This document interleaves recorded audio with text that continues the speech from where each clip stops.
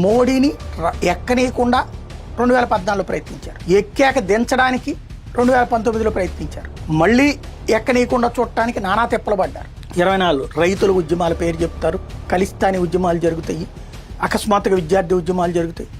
వీటన్నిటి వెనకాల ఉండేటటువంటిది America.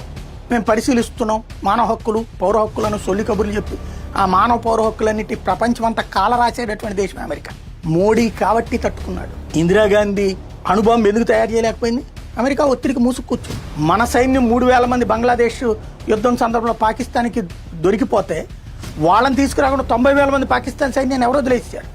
America ఒత్తిడికే లొంగింది ఆ రోజు ఇందిరాగాంధీ. అంటే ఎవరో ఆపుతున్నారు. అణుబాంబే తయారు చేయకుండా ఆగింది. అట్లాగే యుద్ధంలో విజయాలని వాళ్ళకి ఇచ్చేసాం అమెరికా కోసం. మోడీ కాబట్టి అటాక్ ఇచ్చాడు. Surgical strike 1, 2, operation Sindoor. అంతకుముందు ఎందుకు చేయలేకపోయాడు మన్మోహన్ సింగ్? అమెరికాలో ఉన్నటువంటి భారత వ్యతిరేకను కూడా లేపేసి వస్తుంది ఖలిస్తానీ అని కూడా ఇవాళ భారతదేశానికి సంబంధించినటువంటి. కాబట్టినే మోడీ అంటే భయం వాళ్ళకి.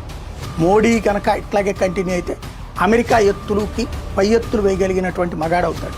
ఇప్పుడు అమ్ముడు పోయినటువంటి మన రాహుల్ గాంధీ లాంటి వాళ్ళ దానే కథ నడుపుతూ ఉంటాడు.